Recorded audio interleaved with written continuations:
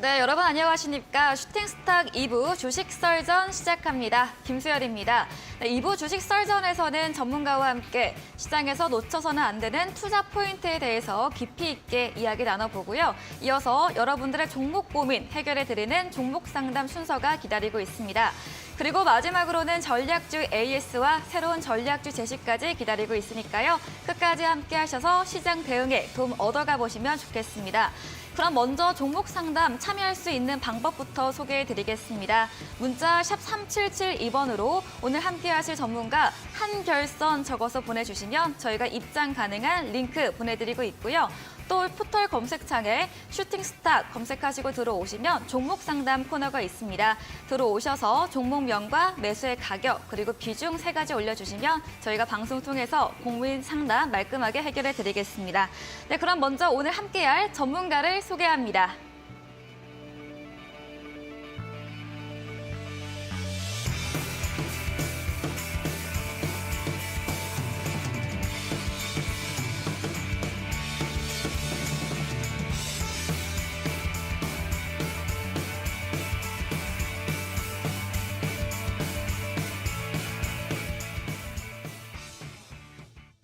네, 주식 썰전 오늘은 한결선 전문가와 함께합니다. 전문가님 안녕하세요. 예, 안녕하십니까. 네, 어제에 이어서 오늘도 예. 뵀는데 오늘도 한번 알차게 방송 꾸려가 보도록 예, 하겠습니다. 알겠습니다. 네, 그럼 바로 주식 썰전 주제 화면 통해서 확인해 보겠습니다.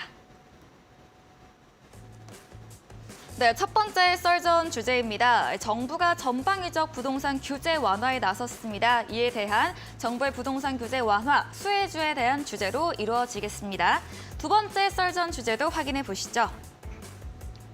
네, 두바이 1경원 투자를 선언을 했습니다. 이와 관련해서 오늘 건설주 많이 상승을 했죠. 이 수주 본격화 속 수혜주는 어떤 것일지에 대해서도 이야기 나눠보겠습니다. 다음 썰전 주제도 확인해 보겠습니다. 네, 중국 판호허가 개임주입니다. 바닥 따지기 후에 상승이 가능할까에 대한 주제인데요. 최근 한국 게임 7게임 포함해서 44개의 중국이 외국산 게임 판호를 허가한 바가 있습니다. 이에 대한 이야기도 나눠보도록 하겠습니다.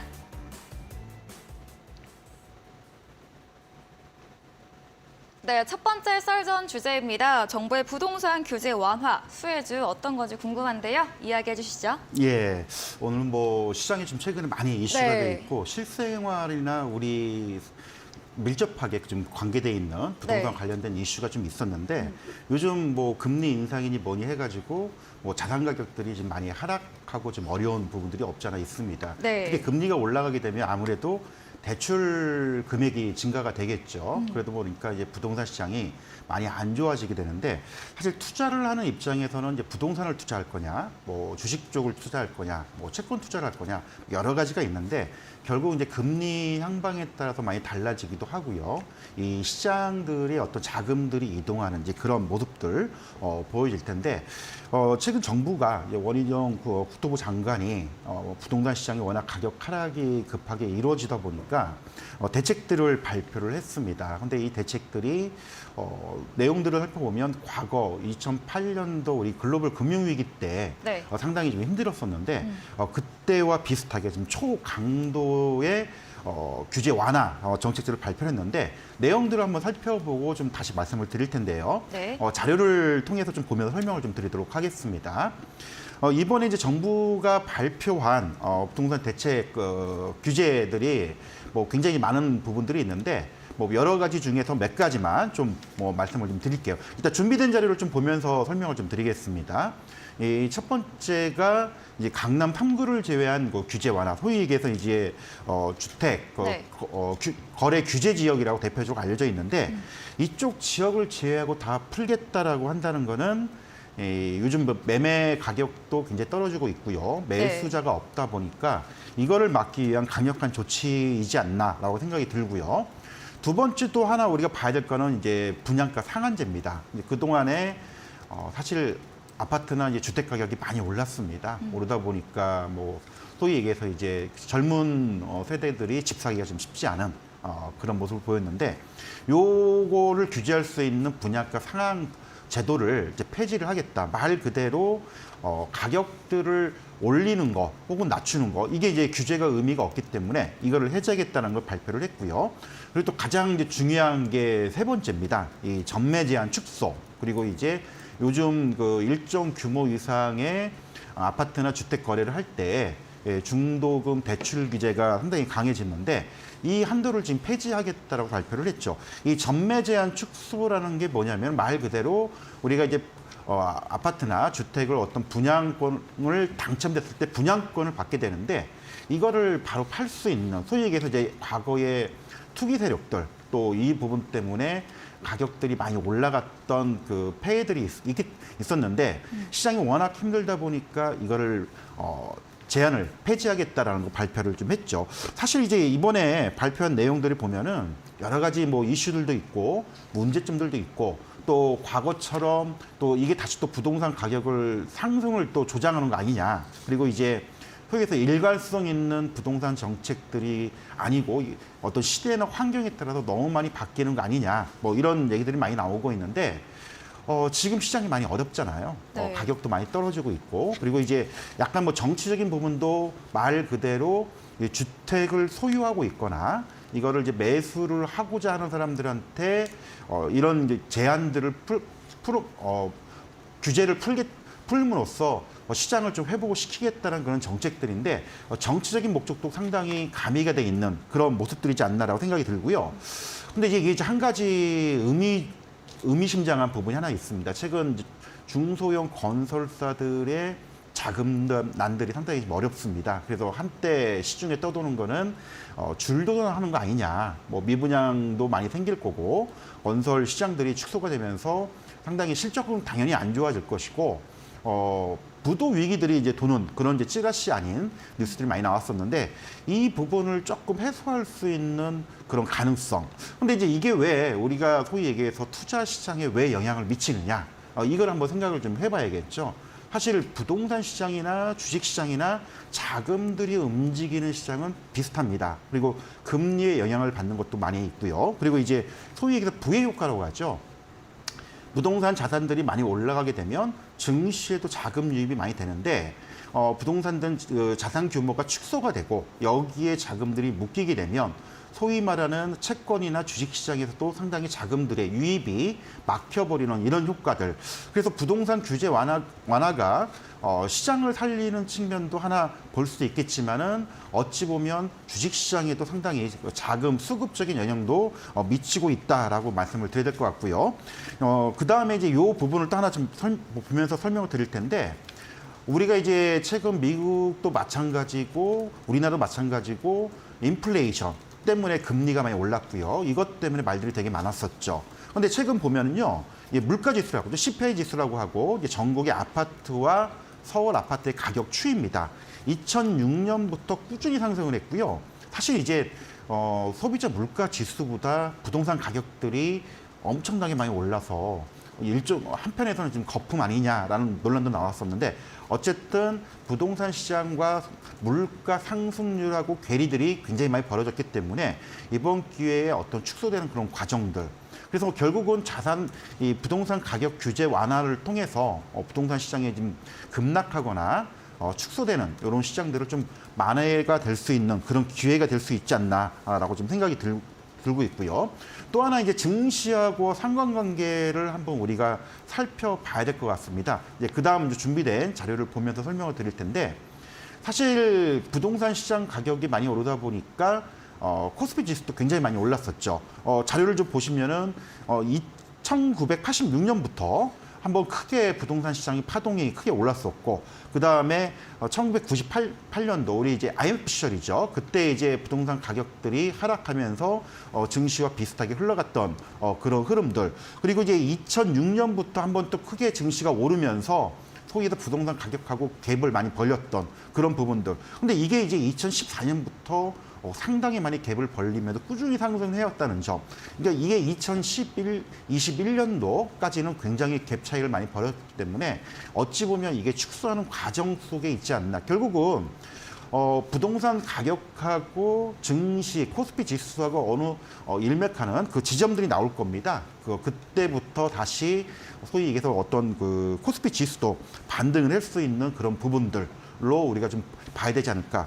자, 그러면 정부의 부동산 규제 완화가 어떤 업종과 섹터에 영향을 줄 것인가. 이거를 좀 우리가 한번 생각을 해 봐야 되는데 아무래도 직접적인 거는 이제 건설주겠죠. 건설주. 특히 이제 주택 부분이 굉장히 큰 분양 시장이 굉장히 큰 건설사들이 이런 규제 영향들에 어떤 수혜를 좀 입을 가능성이 굉장히 높고요.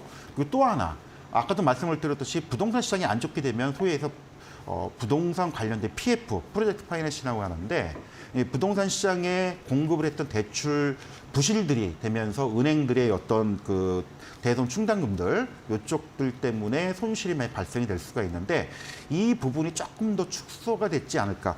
결국은 건설주나 은행주들 그리고 일부 건자재 관련주들이 최근에 급락을 했고 많이 빠졌었습니다. 어쨌든 이거를 통해서 강하게 빠지기 전 가격대로 올릴 수는 없겠지만 추가 하락하는 부분들의 악재를 어느 정도 소화를 할 수 있는 발판을 주기 때문에 이 건설주나 은행주들은 이번 부동산 규제 완화 대책 발표들이 어느 정도 뒷받침이 되지 않을까. 오늘 같은 경우에도 일부 금융주들이 많이 좀 반등을 줬죠. 사실 반등은 좋지만 그동안의 하락에 비하면 반등이라 보기 좀 어렵다고 말씀을 드릴 수는 있을 것 같습니다. 하지만 추가 하락하는 것을 상당히 막았다는 점, 이 부분을 좀 봐야 될 것 같고 마찬가지로 건설주도 최근에 부동산 시장이 상당히 어렵다 보니까 하락들이 굉장히 심했었는데 물론 추가 하락이 조금 일정 부분 단기적으로 오르락내락 할 수 있는 부분은 나올 수 있지만 과거처럼 급락이 나올 수 있는 그런 악재들은 조금 해소가 되지 않을까.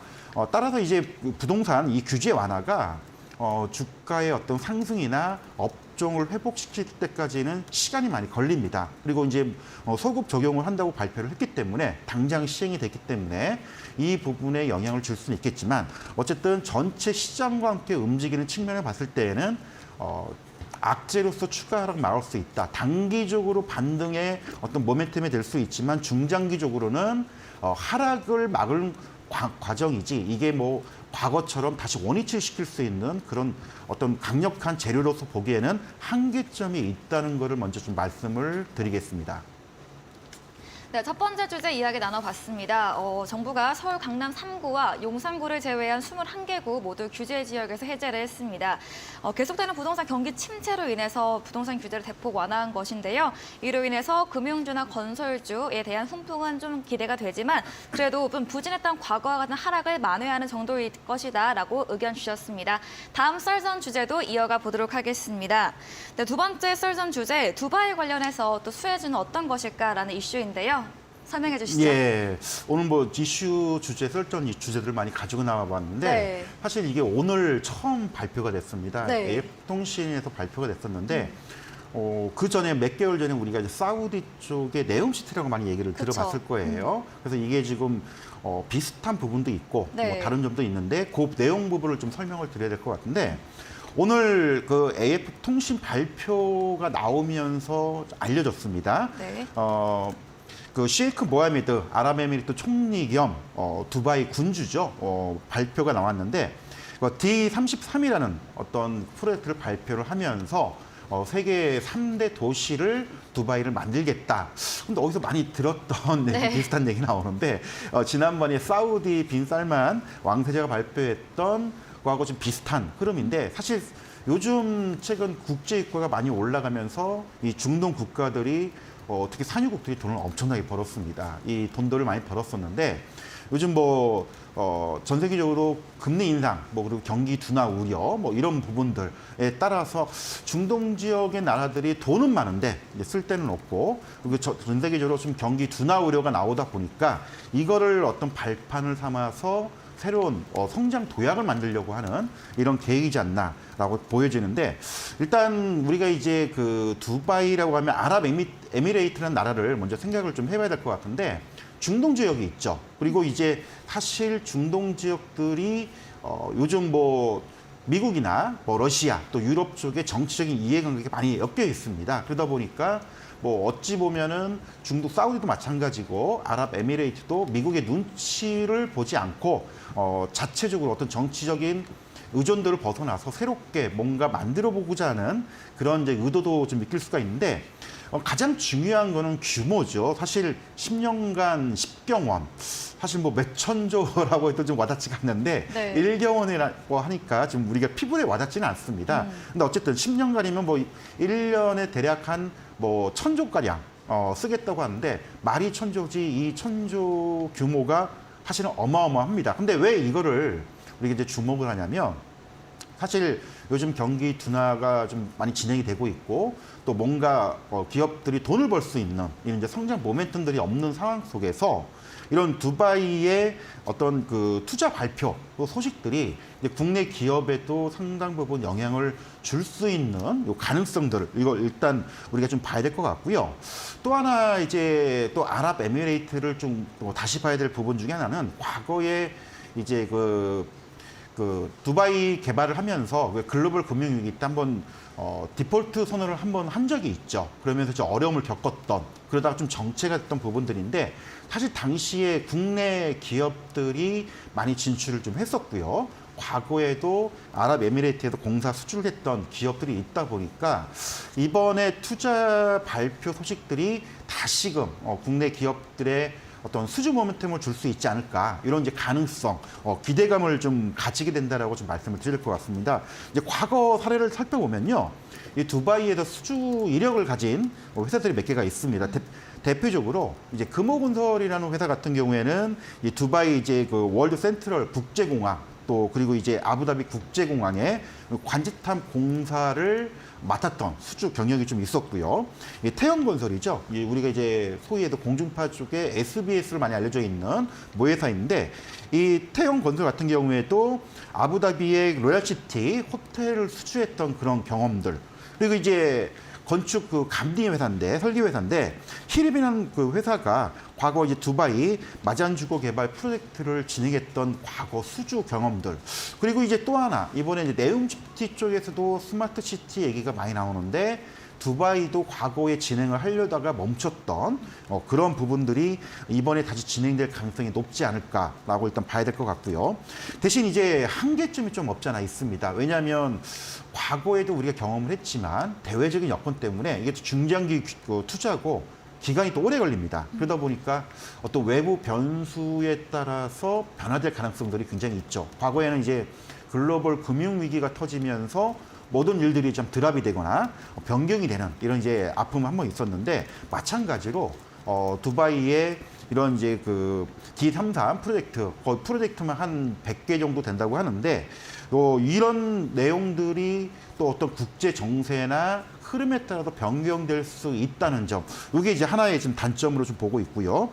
또 하나는 요즘 되게 말이 많죠. 우크라이나 러시아 전쟁 때문에 미국하고 러시아 관계가 굉장히 안 좋습니다. 그러다 보니까 중국이 그 틈새에서 상당히 그 실리를 추구하는 전략들을 취하고 있는데 요즘 뭐 국제유가로 인해서 사우디하고 미국도 유가 조정 때문에 좀 굉장히 정치적으로 안 좋았었는데 이 사우디 같은 경우도 마찬가지로 중국 쪽하고 상당히 긴밀한 관계를 맺었었는데 아랍에미레이트도 중국하고 긴밀한 관계를 맺고 또 이쪽에 투자 유치를 또 진행을 하거나 이쪽 중국 기업들을 참여시키게 된다면은 아무래도 국내 한국이라는 나라가 이제 미국하고 상당히 우방국으로 밀접한 관계를 맺고 있다 보니까 좀 여기서 정치적인 문제로 소외받을 가능성, 요 부분이 이제 과거의 사례가 있듯이 좀 우려되는 그런 부분들. 하지만 어쨌든 이쪽 중동 지역에 다시 건설 붐이 일어나게 된다면 그동안 이제 국내 기업들이 뭐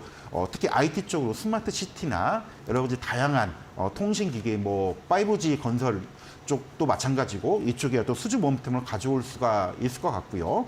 뭐 건설뿐만 아니고 그동안 힘들었던 IT 기업들도 같이 동반 진출할 수 있는 기회가 있다는 거, 요거를 좀 우리가 좀 생각을 해봐야 될 것 같고요.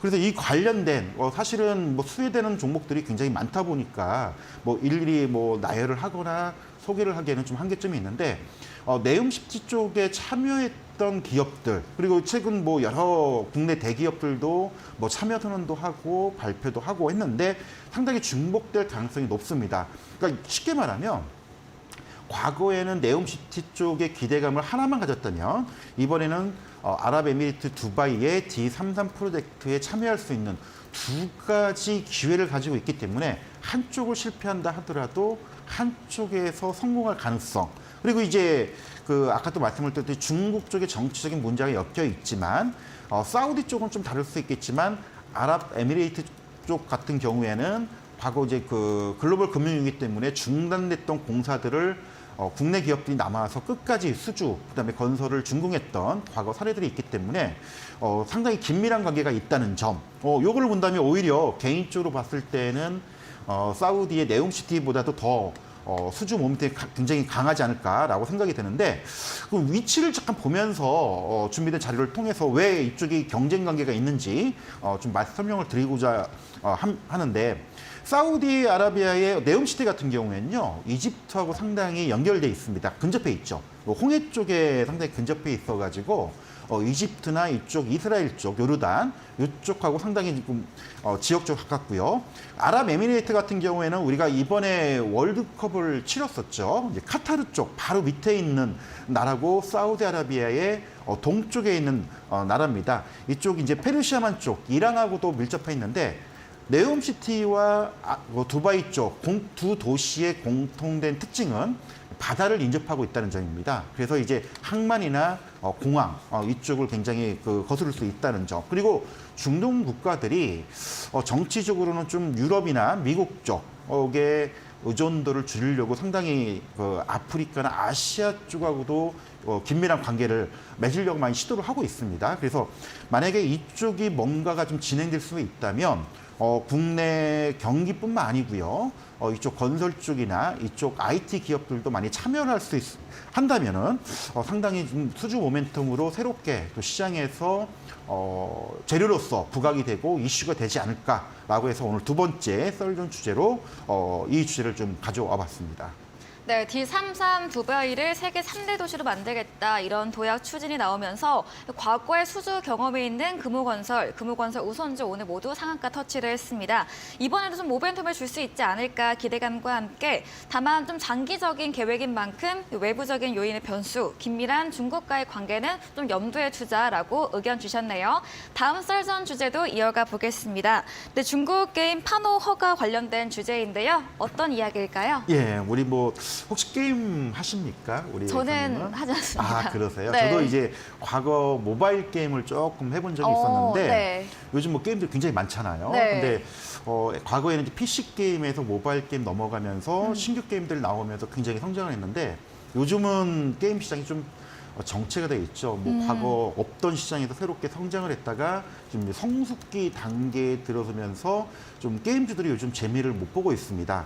그리고 이제 그 게임 회사들이 중국이나 동남아, 유럽 쪽 진출을 하면서 크게 모멘텀을 작용했었는데 뭐 다 아시는 내용이겠지만은 이제 국내에서 사드 배치 이후 또 중국이 이제 한한령이 내려지면서 게임 회사들이 중국의 신규 수입 허가 판권들을 많이 잃어버렸던 그런 부분들이 좀 있는데 이제 판호라는 거는 말 그대로 이 게임들의 중국 수입 허가 판권을 얘기합니다.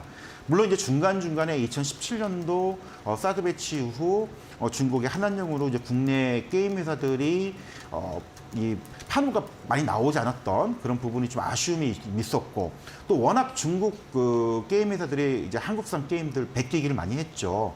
그래서 자국 게임 산업을 보호하려고 많이 노력했다는 그런 측면들. 하지만 중간중간에 뭐 간혹 한 번씩은 이제 국내 게임들의 판호를 얻어서 승인을 얻긴 했는데 본격적으로 얻지는 못했습니다. 하지만 이번에 중국에서 이제 게임 판호가 한 7종류의 한국산 게임들이 판호를 취득을 좀 해서 이제 본격적으로 열리는 거 아니냐 이렇게 좀 보여지는데 이제 게임 산업들의 어떤 특징들도 우리가 좀 봐야 될 것 같고요. 일단은 중국 내 외국산 게임들 사실 중국 게임 아니면 한국 게임들이 거의 뭐 양분을 한다라고 했지만 거의 지금은 이제 70% 정도 중국 게임들이 굉장히 성장을 많이 했습니다. 그래서 이런 부분들이 좀 한 가지 우리가 우려할 부분이 하나 좀 있고요.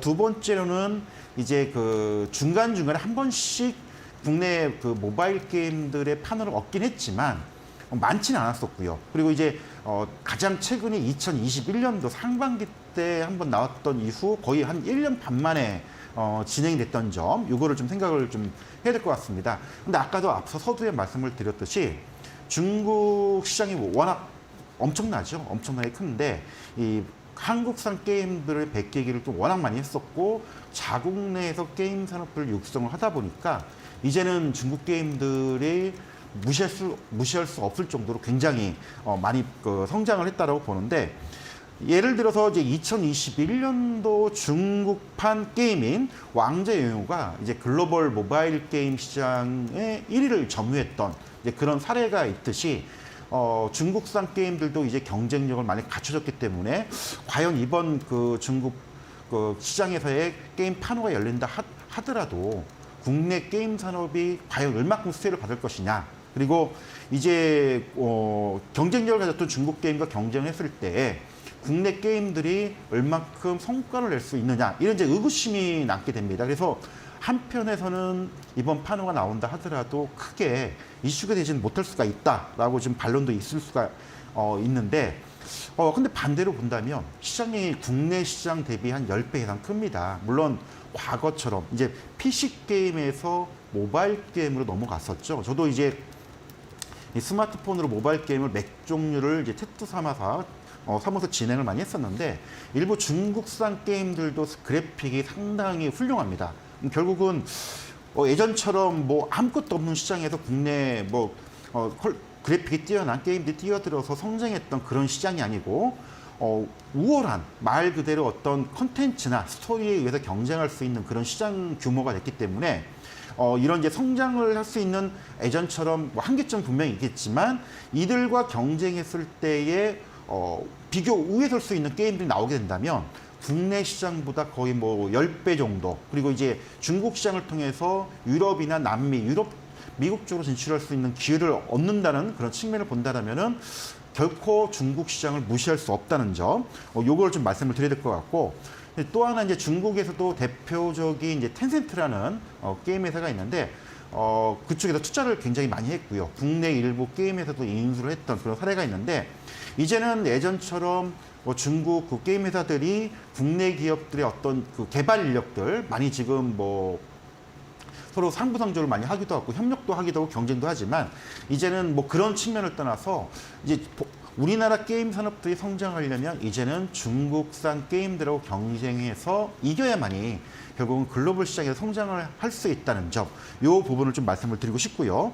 그리고 이제 우리 이번에 중국 판호가 발급됐던 게임 회사들을 잠깐 소개 말씀을 좀 드려야 될 것 같은데, 대표적으로 뭐 넷마블이 좀 있고요, 뭐 웹젠, 펄어비스, 롱투코리아, 그리고 넵튠, 그 다음에 이제 넥슨 게임즈, 데브 시스터즈, 뭐 이런 대표적인 게임 회사들이 있는데, 전체 게임 회사들이 판호가 얻는 게 아니고 일부분이 가지고 있다는 점, 그리고 이제 아까도 말씀드렸듯이 중국 시장이 열린다 하더라도 중국 시장에서 성장할 수 있는 게임 회사들이 수혜를 받을 수 있다는 점, 그리고 또 하나 아까도 잠깐 서두 부분에서 말씀을 드렸듯이 중국 시장이 워낙 크기 때문에 중국 회사와 경쟁해서 이길 수 있는 국내 모바일 게임 회사들이 이제 글로벌 시장에서 성장할 수 있다는 점, 이 부분을 꼭 생각한다면 이게 한계점은 있지만 분명히 게임 회사들의 새로운 성장 모멘텀으로 작용될 수 있다는 점을 말씀을 드리고 싶습니다.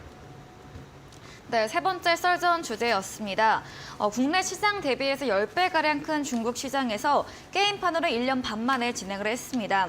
때문에 한계점도 있지만 그래도 앞으로 조금 더 경쟁력 있게 상승 여력이 있지 않을까 하는 게임 섹터에 대한 이야기도 나눠봤습니다. 네, 한결선 전문가와 방송 외에도 함께 하시고 싶으신 분들 문자 샵 3772로 한결선 적어서 보내주시면 저희가 입장 가능한 톡방 링크 보내드리고 있습니다. 그리고 화면 하단에 나가고 있는 QR코드 휴대폰 카메라로 찍으시면 역시나 바로 입장 가능하니까요. 편하신 방법으로 들어오시면 좋을 것 같습니다.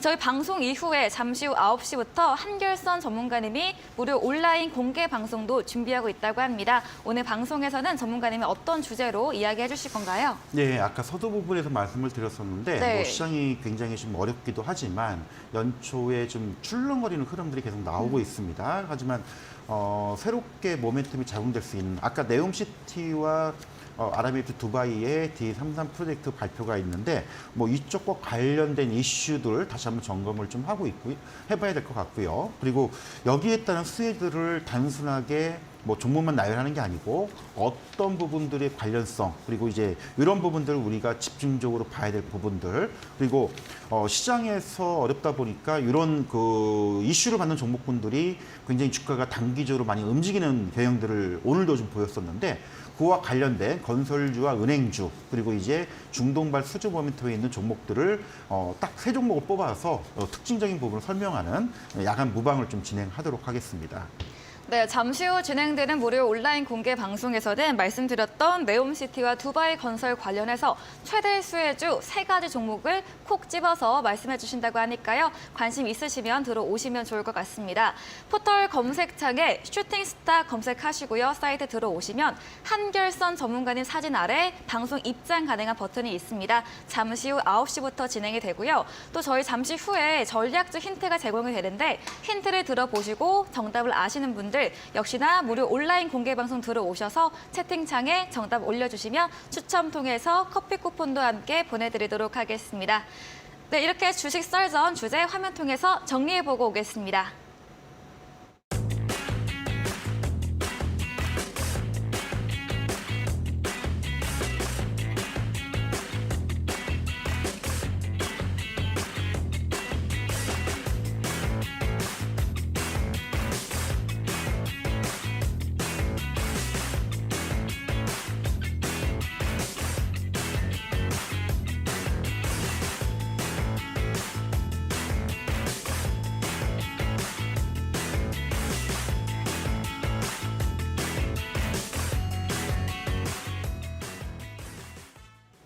네, 여러분들의 종목 고민을 해결해 드릴 시간입니다. 먼저 첫 번째로 올라온 종목 바로 확인해 보겠습니다.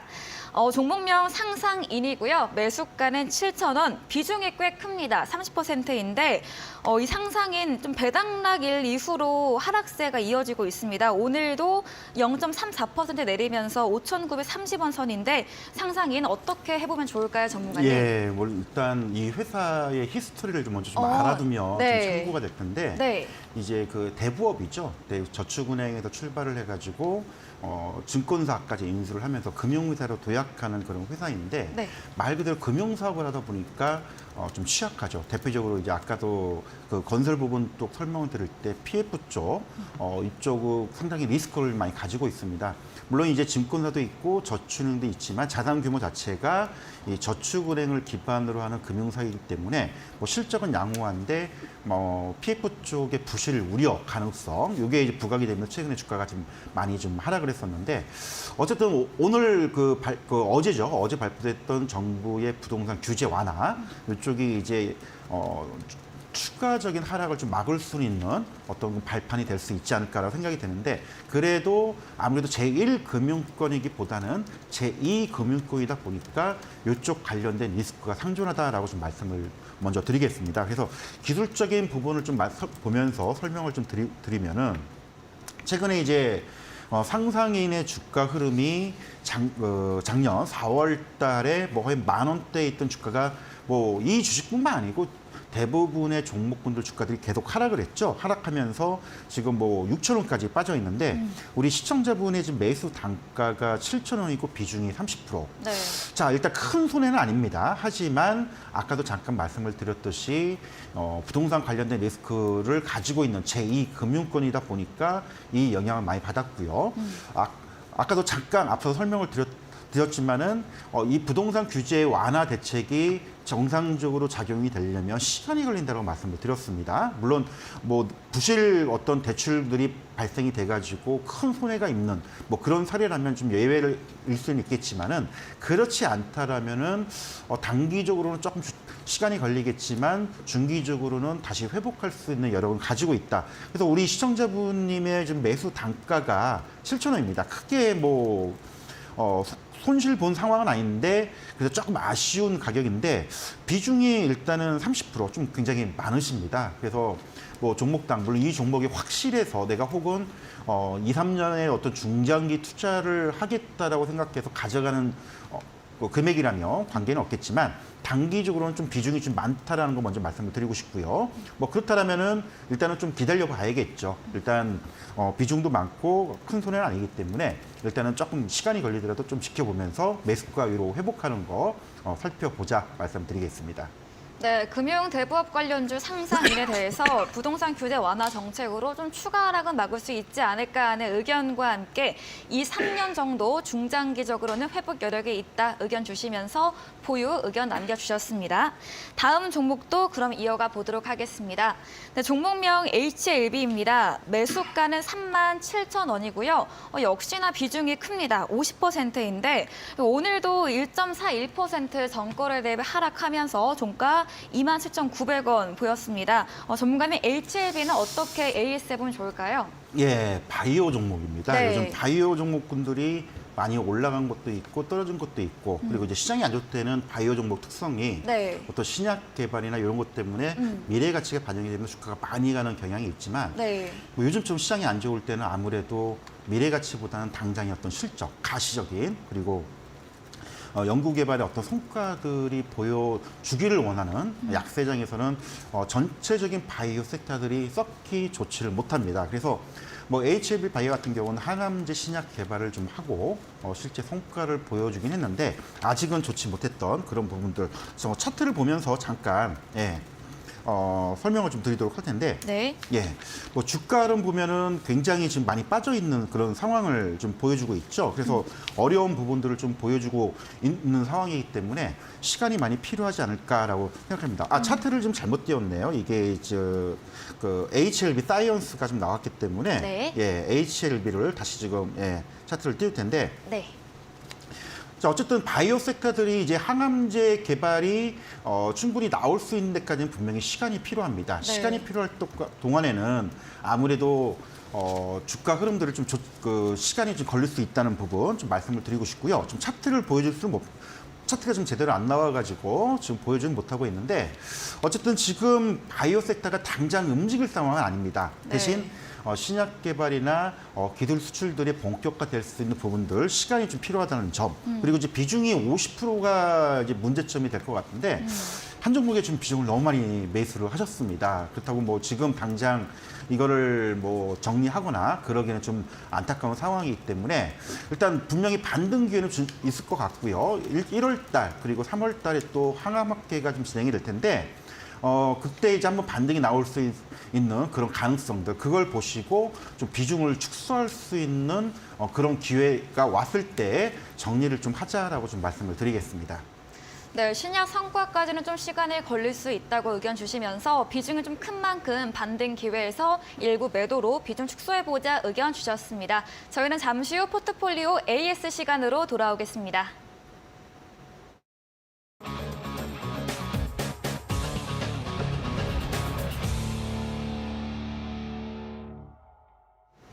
네, 전문가님이 제시해줬던 전략주에 대한 AS 시간입니다. 먼저 첫 번째 종목부터 확인해 보겠습니다. 19일에 매수한 A스토리입니다. 콘텐츠 관련주이죠. 매수가 26,500원, 오늘 좀 1.64% 상승하면서 종가 24,800원에 거래 마감을 했거든요. A스토리는 어떤 전략이 필요할까요? 예, 뭐 재료도 많고요. 상당히 네. 우리가 관심 있게 봐야 될 그 콘텐츠 관련된 종목인데 네. 최근 이제 중국 쪽의 코로나 환자 수가 이제 급증을 함에 따라서 뭐 호재가 나왔다가 다시 이게 악재로 바뀌어 버리는 이런 흐름 속에서 상승 시도를 했다가 좀 되밀린 게 좀 아쉽긴 합니다. 네. 일단 에이스 같은 경우에는 뭐 사마 네트워크스나 뭐 펜엔터 국내 이제 3대 드라마 콘텐츠 회사라고 많이 알려져 있는데 주가 흐름상을 보면은 최근에 그 OTT 쪽에 공급을 많이 하고 있는 펜엔터 같은 경우, 그다음에 공중파에서 제작을 하면서 진행을 하고 있는 사마 네트워크스 같은 경우는 주가가 견조한데 A3만 최근 주가가 조금 밀린 게 아쉽긴 합니다. 하지만 과거에 뭐 여러분들 다 알고 계시겠지만 뭐 이상한 변호사 우영우, 뭐 이런 뭐 킹덤 시리즈, 뭐 이 넷플릭스에서 굉장히 흥행을 했던 이런 컨텐츠를 제작하고 있는 회사이기 때문에 이런 이제 그 새로운 드라마들이 런칭하는 시점에서는 주가가 다시 한번 움직일 수 있는 가능성을 있다라고 좀 말씀을 드리고 그렇게 좀 설명을 드리고 있는데 기술적인 부분 잠깐 보면서 설명을 좀 드리겠습니다. 왜 좀 안타깝다라고 말씀을 드렸던 이유는 지난번에 설명을 드렸듯이 작년 11월이죠. 11월 달에 2만 원 있던 주가가 1차적으로 2만 4천 원까지 한 20% 상승이 나왔죠. 네. 그리고 그래서 좀 조정을 좀 줬었고요.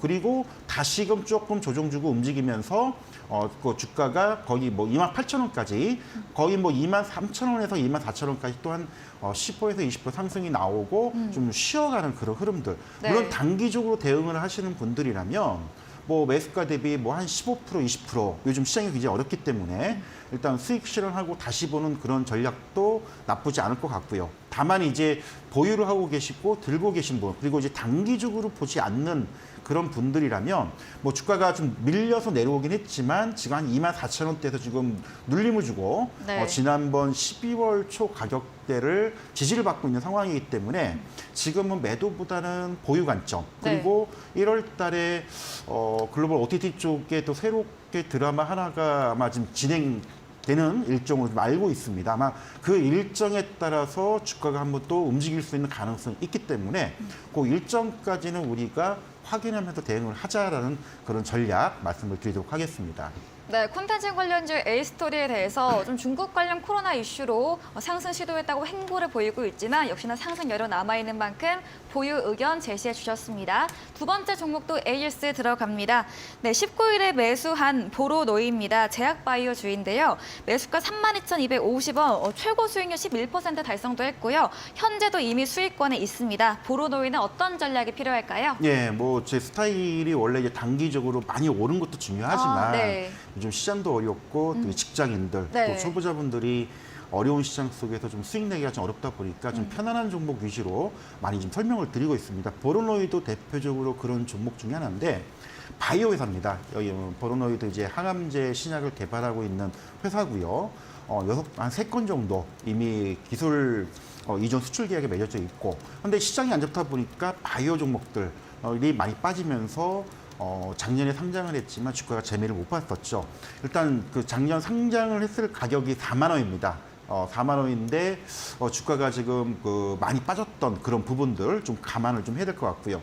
일단 차트를 보면서 잠깐 설명을 드리면 기술적으로 본다면은 작년 그 2022년도죠. 7월 달에 뭐 5만 원을 찍고 한번 내려왔던 그런 흐름들. 근데 원래 엄밀히 얘기하면 공모가가 당시 가격이 얼추 한 4만 원대 크게 좀 재미를 보지 못했던 그런 부분들이 있습니다. 하지만 단순하게 기술 그 항암 신약을 개발하는 기술만 가지고 있는 게 아니고 실적이 나오느냐 안 나오느냐 요거를 말씀을 드릴 때 실적들이 나오고 있는 그런 측면에서는 보르노이도 괜찮다. 그래서 뭐 크게 변동은 없지만 점진적으로 우상향하고 있는 모습, 4만 원까지 회복력을 가지고 있는 종목이기 때문에 이런 관점에서 보르노이를 좀 봐달라라고 좀 말씀을 드리겠습니다.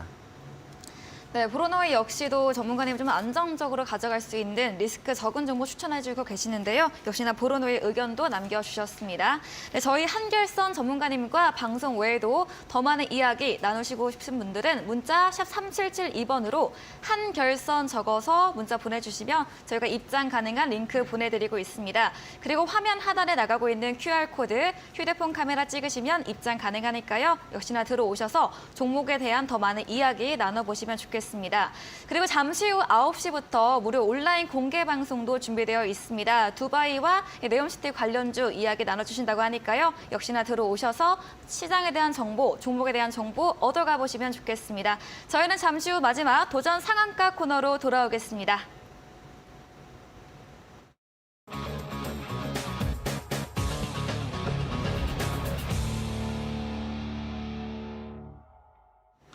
네, 도전 상한가 새로운 전략주에 대한 힌트를 들어보도록 하겠습니다. 네, 전문가님, 오늘은 또 어떤 전략주에 대한 힌트 제시해 주시나요? 예, 아까 우리 앞서서 우리 앵커님한테 네. 게임 해보신 적 있냐 여쭤봤었는데 바로 그 게임 관련된 종목입니다. 네. 일단 아까 썰전 이슈 주제에서도 중국 판호 얘기가 좀 나왔었고요. 또 게임주들이 사실상 주가들이 굉장히 안 좋습니다. 안 좋다는 얘기는 이미 많이 빠져 있는 상황이죠.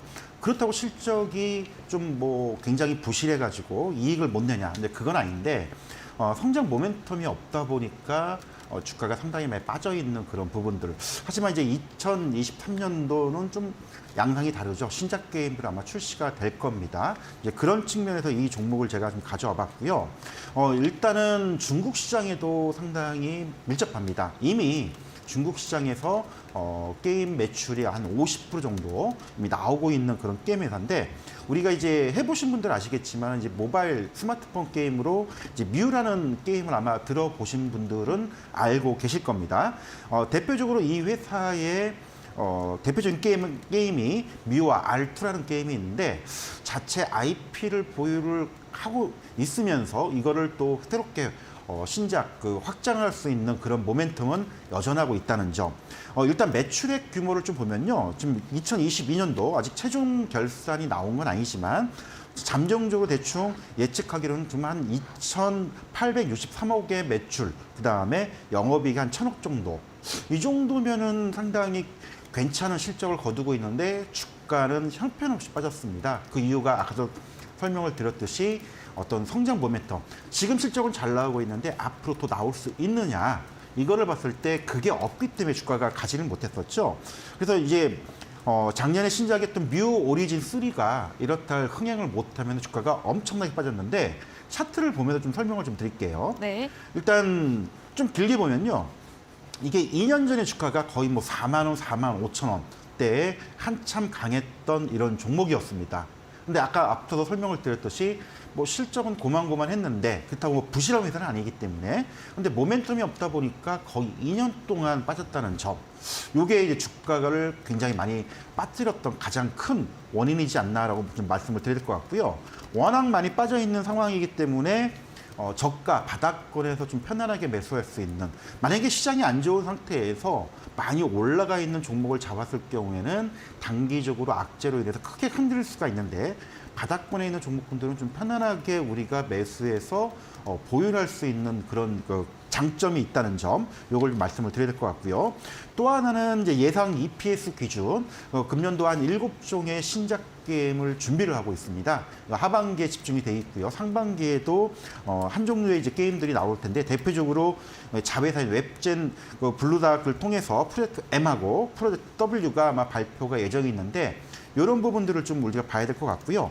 일단 실적 기준적으로 실적 지표로서만 설명을 드리면 2023년도 예상 EPS 한 2,600원 정도 기준을 잡는다면 현재 주가가 6배에서 한 7배. 사실 게임주들이 자산가치주나 일명 제조업처럼 주가가 굉장히 많이 빠졌기 때문에 굉장히 지금 저평가되고 있다는 점. 따라서 중국 시장에서 예전처럼 충분히 한 1,500억, 2,000억 이상의 매출, 신작 계획 모멘텀이 나올 수 있다라면은 충분히 PER 기준으로 한 13배에서 15배 기준을 본다면 적정 가치만 하더라도 2만 원 이상 가야 되지 않을까.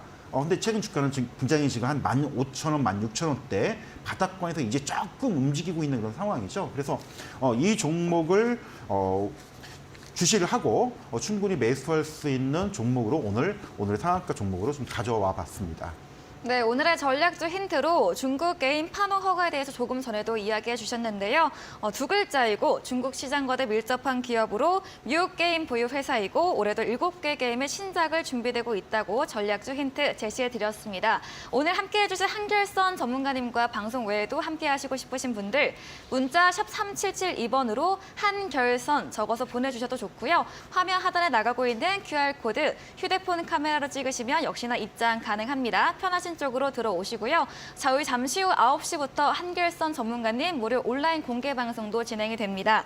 이 네옴시티와 두바이 건설 관련해서 최대 수혜주 3개도 콕 집어서 알려주신다고 하니까요. 들어오셔서 정보도 많이 얻어가 보시면 좋겠습니다. 그리고 전략적 힌트에 대한 정답 아시는 분들 무료 온라인 공개 방송 들어오셔서 채팅창에 정답 올려주시기 바랍니다. 커피 쿠폰도 함께 챙겨드려서 보내드리겠습니다. 네, 그럼 저희 오늘 준비한 소식은 여기까지입니다. 내일 이 시간에도 보다 바르고 알찬 내용 준비해서 찾아뵙도록 하겠습니다. 오늘도 함께해 주신 여러분 진심으로 고맙습니다.